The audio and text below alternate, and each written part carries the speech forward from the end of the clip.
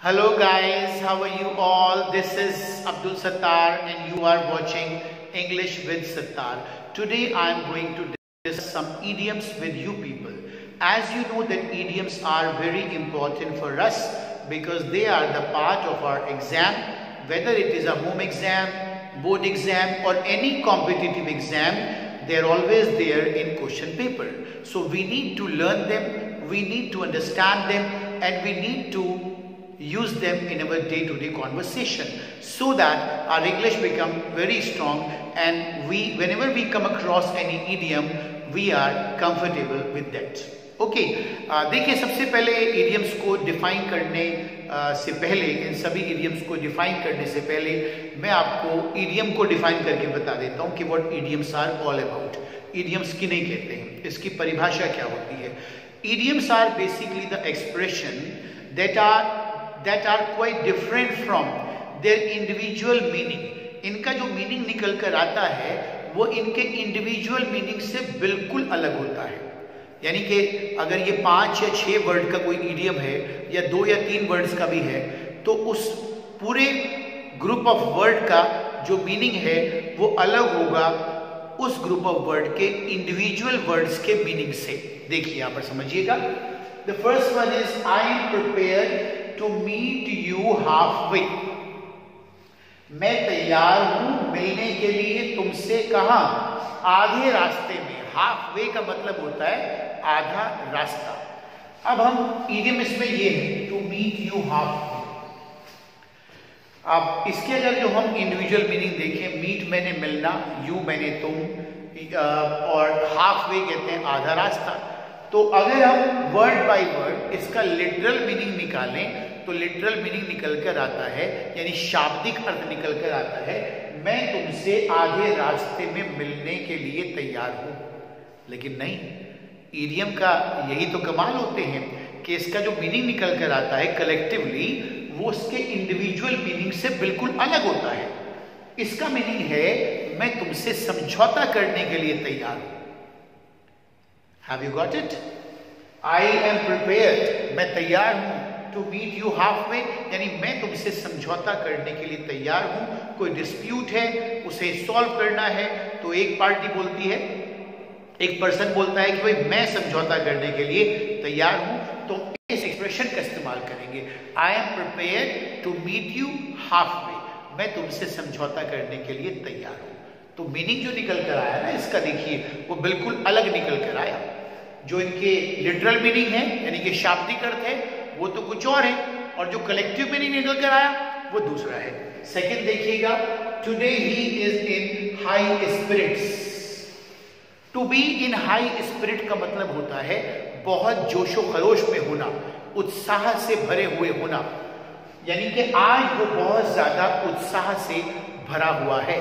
इसमें स्पिरिट से अगर इस एस को आप खत्म कर देंगे तो ये हो जाएगा स्पिरिट. और स्पिरिट के मायने होते हैं जो डॉक्टर यूज करता है किसी वुंड को, किसी घाव को, जब कोई जख्मी हो जाता है, जब किसी की ड्रेसिंग करनी होती है उस वक्त स्पिरिट को यूज करते हैं उस वुंड को, उस घाव को साफ करने में.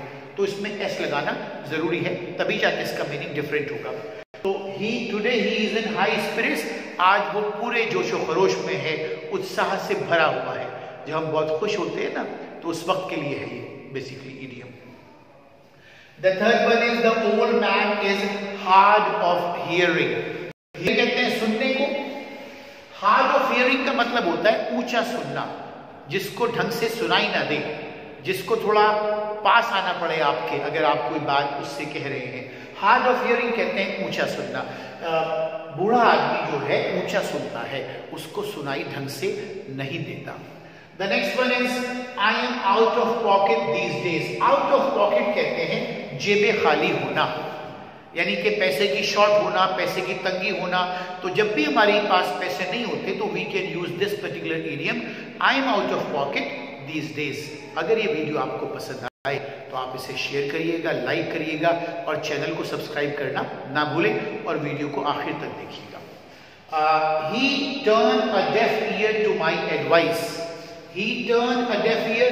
Deaf कहते हैं बहरे को, ईयर कान को, टर्न ठुकरा देना, यानी कि उसने मेरी एडवाइस को, जो मैंने सलाह दी थी, उस पर कोई ध्यान नहीं दिया, उसकी उपेक्षा कर दी। Right, he turn a deaf ear, idiom इसमें ये है, to turn a deaf ear, यानी कि कोई कान ना देना, कोई ध्यान ना देना, बात को ना मानना, मेरी सलाह को नहीं माना, तो he turn a deaf ear to my advice. Is it clear? Sixth one is whenever he comes to me, जब भी मेरे पास आता है, he has an X, A-X-E, to grid. X कहते हैं कुल्हाड़ी, ग्रिड कहते हैं पीसना।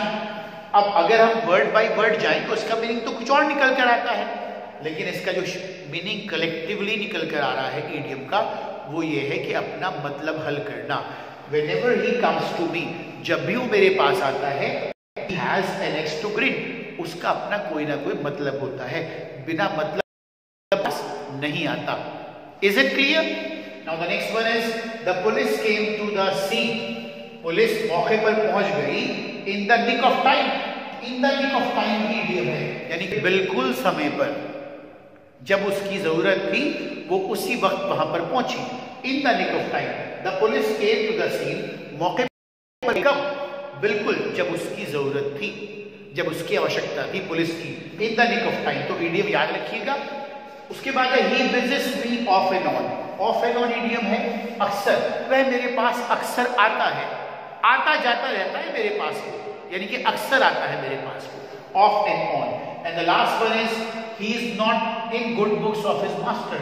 वह अपने मालिक की नजर में अच्छा नहीं है, यानी कि उसका मालिक उसके बारे में कोई अच्छी राय नहीं रखता, उसको बहुत ज्यादा पसंद नहीं करता या बिल्कुल नापसंद करता है। To be in good books कहते हैं किसी की नजरों में अच्छा होना। तो I think that the meaning of these idioms are quite clear to you. हमें इडियम्स को सेंटेंस में ही करना होता है दरअसल, चाहे हमें बोलना हो, चाहे लिखना हो, चाहे कॉम्पिटिटिव एग्जाम ना हो, तो हमें उसे सेंटेंस में इस्तेमाल करके ही ये बताना पड़ता है कि we know this particular idiom very well. ठीक है, okay, that's all for the day, see you soon.